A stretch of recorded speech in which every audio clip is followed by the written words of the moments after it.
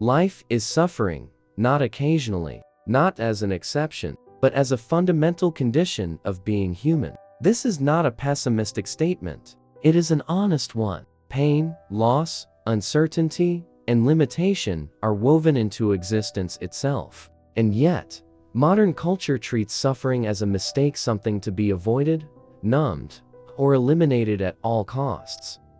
We are taught that happiness is the goal, that comfort is success, that a good life is one without pain. But when suffering inevitably arrives, as it always does, we interpret it as failure. We ask, "What's wrong with me?" instead of, "What is this asking of me?" And in that misunderstanding, suffering becomes unbearable. Viktor Frankl saw this mistake more clearly than most, not from theory, not from abstraction, but from experience. Frankl was a psychiatrist who survived Nazi concentration camps. He lost his family, his freedom, his dignity, and nearly his life. And yet, what he discovered in that place of unimaginable suffering would go on to challenge everything we think we know about pain, meaning, and survival. Frankl observed something unsettling. Two people could endure the same suffering, the same hunger, the same brutality, and yet respond completely differently. One would collapse inward, while the other would endure with quiet strength. The difference was not physical. It was not intelligence. It was not optimism. It was meaning. Frankl realized that suffering itself does not destroy us. What destroys us is suffering without meaning. When pain feels pointless, when it feels wasted, the human spirit begins to break. But when suffering is connected to a why, something extraordinary happens. The pain does not disappear, but it becomes bearable. This video is not about escaping suffering. It is about understanding it. It is about discovering why pain exists in your life, and what it demands from you. Frankl believed that life is constantly questioning us, and suffering is one of its most serious questions. The real tragedy, he argued, is not that life is hard. The tragedy is when suffering teaches us nothing. So the question is not, "Why is my life difficult?" The question is this: what is your suffering asking you to become? Viktor Frankl did not arrive at his ideas from the safety of an office. They were forged in the most extreme conditions a human being can endure. In the concentration camps, every illusion about life was stripped away. Identity, status, comfort, and future plans disappeared overnight. What remained was the raw question of survival. Frankl watched men and women subjected to the same cold, the same hunger, the same humiliation. Yet something strange became impossible to ignore. Some people collapsed quickly, even when their bodies were still strong. Others endured, even when their bodies were failing. The difference was not physical endurance. It was not intelligence. It was not even hope in the conventional sense. It was meaning. Those who lost all sense of purpose deteriorated rapidly. They stopped caring. They stopped resisting inwardly. Their posture changed, their eyes dulled, and soon their will to live faded. Frankl observed that when a person believed they had nothing left to live for, death often followed shortly after, not because of the camp itself, but because of inner surrender. But there were others. People who clung to a future task, a loved one, a responsibility yet to be fulfilled. Some imagined reuniting with family. Others held on to unfinished work, ideas, or promises. Their suffering did not lessen, but their endurance increased. Meaning acted like an inner spine, keeping them upright when everything else collapsed. Frankl himself survived by holding onto purpose. He reconstructed his lost manuscript in his mind, line by line, believing he would one day rewrite it. He envisioned teaching again, helping others understand suffering rather than be destroyed by it. These were not fantasies of comfort. They were responsibilities that demanded survival. What shocked Frankl most was this: suffering did not automatically ennoble anyone. It exposed what was already there. Without meaning, pain crushed people. With meaning, pain became something to carry rather than something to drown in. The camps revealed a brutal truth about human nature. When everything is taken away, the final deciding factor is not strength, pleasure, or power, but whether life still asks something of you. Frankl concluded that survival is not driven by optimism. It is driven by purpose. When a person knows why they must endure, they can withstand almost anyhow. This insight would become the foundation of his life's work, and it begins with a simple, unsettling realization: in the face of suffering, meaning is not a luxury. It is a necessity. Viktor Frankl believed that human beings are not driven primarily by pleasure or power. They are driven by meaning. This idea stood in sharp contrast to the dominant psychological theories of his time. Freud argued that we seek pleasure. Adler believed we seek power. Frankl observed something deeper: when meaning disappears, neither pleasure nor power can save us. He called this fundamental drive the will to meaning. It is the desire to find significance in one's existence, to feel that life is asking something of us, and that our suffering is not random. When this drive is frustrated, a particular form of emptiness emerges, one that cannot be cured with comfort, distraction, or success. Frankl named this emptiness the existential vacuum. It appears as boredom, apathy, anxiety, and a vague sense that something is missing. People may have stable lives, careers, and relationships, yet feel hollow inside. They try to fill this void with pleasure, consumption, or constant stimulation, but the vacuum remains. The modern world, Frankl warned, is especially vulnerable to this condition. As traditions weaken and shared values dissolve, individuals are left without clear guidance. Freedom increases, but meaning decreases. Without an inner compass, people drift not because they are weak, but because they no longer know what they are responsible for. Frankl saw this vacuum as the hidden root of many modern struggles. Depression, addiction, and chronic dissatisfaction often arise not from trauma alone, but from a lack of meaning. When life feels unnecessary, suffering becomes intolerable. But when life feels purposeful, suffering can be endured and even transformed. Meaning, however, cannot be invented arbitrarily. Frankl insisted that it must be discovered. Life is not something we question endlessly. Life questions us, and we answer not with words, but with how we live, how we endure, and how we take responsibility. This shift is crucial. The question is not, what do I expect from life? The question is, what does life expect from me? Frankl believed that this responsibility is what gives life its dignity. We are not entitled to happiness. We are responsible for meaning. And meaning does not remove suffering, it gives it context. The will to meaning is not a desire for comfort. It is a willingness to bear what must be borne, for the sake of something greater than oneself, and without it, even the easiest life becomes unbearable. Viktor Frankl believed that meaning is not something we feel first. It is something we do. The first path to meaning, he explained, comes through creation and contribution, through work, service, and responsibility, not in the sense of career status or productivity, but in the sense of offering something unique that only you can give. In the concentration camps, this truth revealed itself in unexpected ways. Those who felt responsible for a task beyond themselves, caring for another prisoner, preserving knowledge, finishing a piece of work in their mind, endured suffering differently. Their pain did not vanish, but it became purposeful. Even the smallest act of contribution could anchor a person to life. Frankl emphasized that meaning does not depend on success. It depends on responsibility. A task may be unfinished. Recognition may never come. But the act of committing oneself to something meaningful gives structure to existence. It answers the silent question, why should I endure today? In modern life, this path is often misunderstood. People equate meaning with passion, or wait to feel inspired before acting. Frankl rejected this approach. He believed that meaning is discovered through engagement, not introspection alone. Waiting to feel motivated is often a symptom of the existential vacuum, not a solution to it.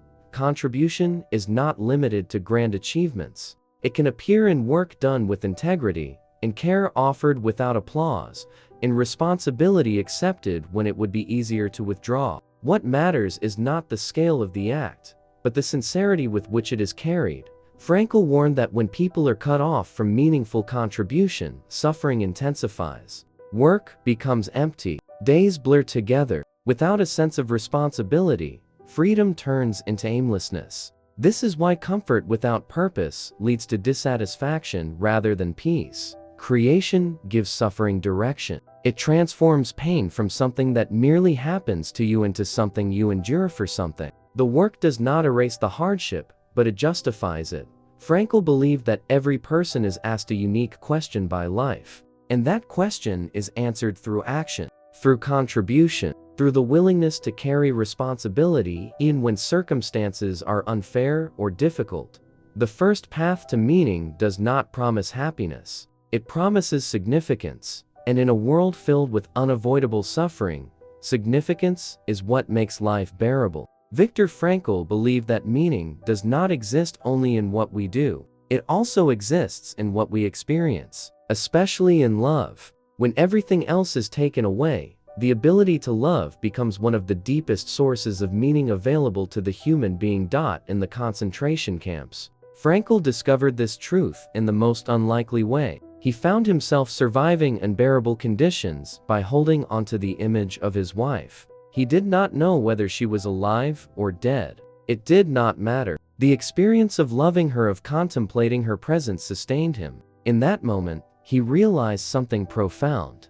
Love transcends physical presence. It is not dependent on possession or proximity. Frankl concluded that love is the ultimate and highest goal to which man can aspire, not because it eliminates suffering, but because it gives suffering a reason. To love someone, to carry them within you, even in loss, is to affirm life despite pain. Love allows a person to endure what would otherwise be unbearable. This path to meaning extends beyond romantic love. It includes love for family, friends, humanity, and even life itself. It includes the ability to experience beauty in nature, art, music, or a single moment of quiet dignity. These experiences do not deny suffering. They coexist with it. Frankl observed that even in the camps, moments of beauty pierce the darkness. A sunset, a shared memory, a piece of music recalled in silence. These moments reminded prisoners that life still held value, that meaning had not been extinguished. Even when freedom was gone, modern life often numbs this capacity. Constant distraction dulls our sensitivity to beauty. Speed replaces presence. We forget that meaning can be found not only in achievement, but in attention. To truly see, to truly love, is already an act of resistance against despair. Frankl emphasized that love reveals the essence of another human being. It allows us to see not only who they are, but who they can become. And in loving them, we are reminded of our own humanity. The second path to meaning is quiet but powerful. It teaches us that even when action is limited, even when suffering cannot be changed, meaning remains available, in love freely given, and in beauty fully received.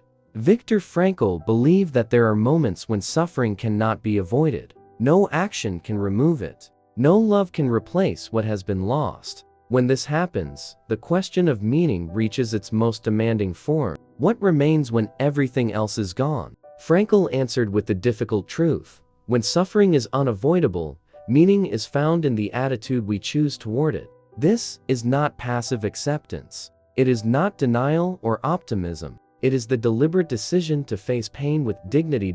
In the concentration camps, Frankl saw that everything could be taken from a person except one thing: the freedom to choose one's attitude.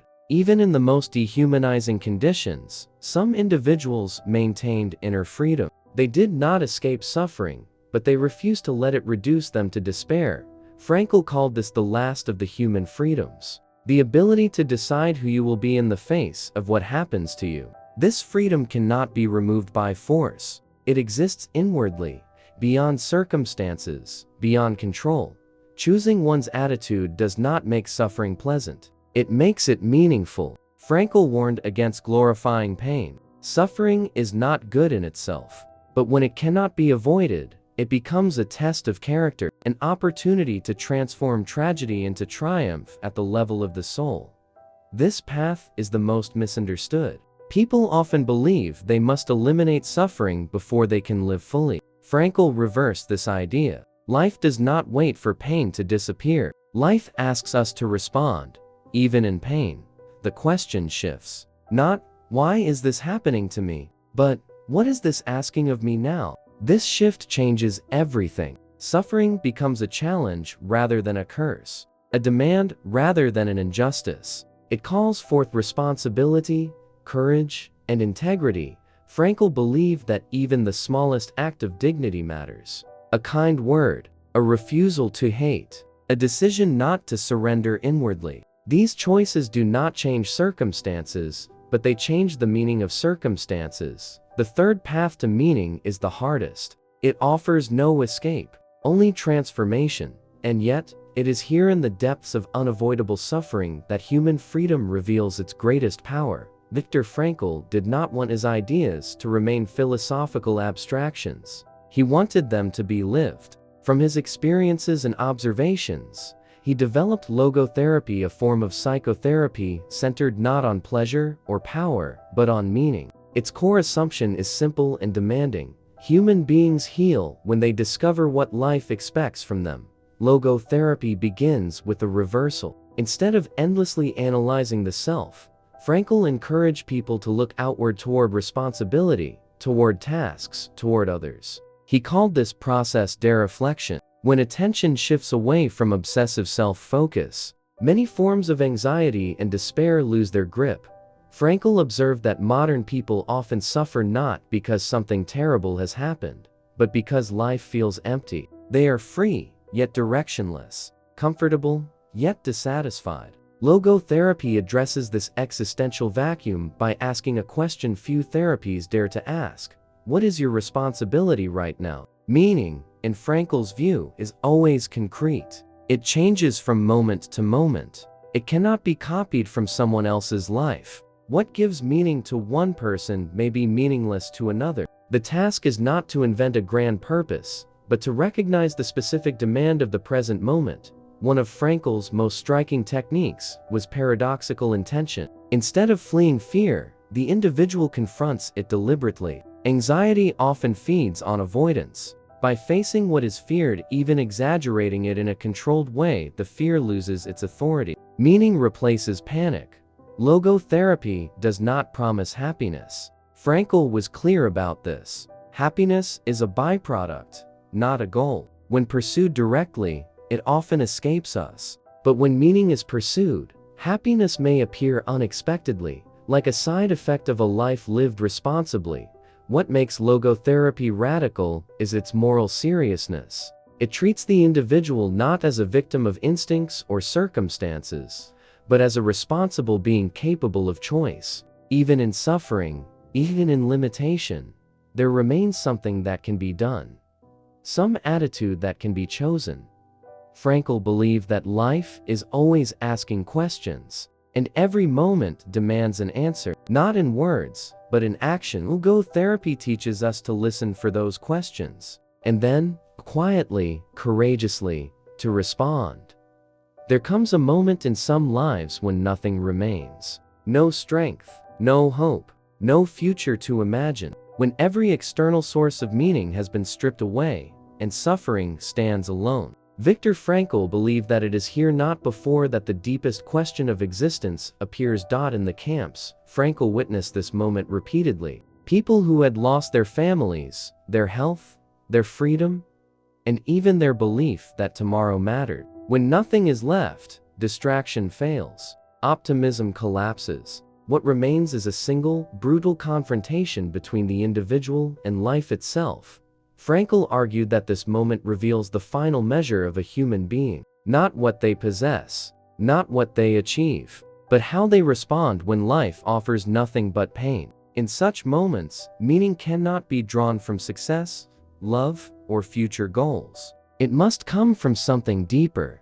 This is where responsibility becomes absolute. Even when all choices are taken away, one choice remains: how to bear what cannot be changed. Frankl insisted that suffering ceases to be meaningless the moment it is faced with dignity, not because the pain disappears, but because the person refuses to let it destroy their inner freedom. He observed that those who endured longest were not necessarily the strongest. They were those who refused to see themselves as victims alone. They understood, even faintly, that life was still asking something of them. Not comfort, not happiness, but courage. When nothing is left, there is no audience, no reward, no recognition. There is only the silent act of endurance. And Frankl believed that this act carries immense moral weight. To suffer bravely is not weakness. It is a form of achievement that cannot be measured from the outside. This idea is unsettling. It offers no escape, no shortcut, no promise of relief. But it offers something else. Dignity. The kind of dignity that cannot be taken, even in defeat. Frankl wrote that a human being can preserve a vestige of spiritual freedom in the worst conditions. This freedom does not change fate. It changes meaning. And when nothing is left, meaning is no longer something we search for. It is something we become. Viktor Frankl never promised a life free of suffering. He promised something more difficult, a life that demands meaning. Suffering, he believed, is not a flaw in existence. It is a question, and each human being is responsible for answering it. Life will not stop asking. Pain will arrive in different forms: loss, failure, loneliness, uncertainty. Some of it can be avoided. Much of it cannot. But Frankl's insight remains. When suffering is unavoidable, it becomes an invitation to discover who you are. This is where the journey turns inward, not toward self-pity or despair, but toward responsibility. Meaning is not handed to you. It is revealed through how you respond to what happens to you, through what you create, what you love, and how you endure. Frankl warned that the greatest danger is not suffering itself. It is the belief that suffering is meaningless. When pain feels pointless, it corrodes the soul. But when pain is connected to purpose, it transforms. It does not disappear, it deepens life. Finding your why does not require certainty about the future. It requires attentiveness to the present. Meaning is always concrete, always specific. It changes from moment to moment. Life asks something different of you today than it did yesterday. The task is to listen. This is not about grand destinies. It is about small, honest answers. The courage to take responsibility. The dignity to stand firm when nothing else remains. The willingness to carry your suffering without letting it turn into bitterness. Frankl believed that even in the darkest circumstances, life retains its potential for meaning. Not because life is fair, but because human beings are capable of choosing how they respond. This choice, quiet, internal, often unnoticed, is the foundation of human freedom. So the question returns, one final time. Not, what do I want from life? But, what does life ask of me now? Your suffering is not an accident. It is not a punishment. It is a challenge, and within that challenge lies your responsibility and your meaning.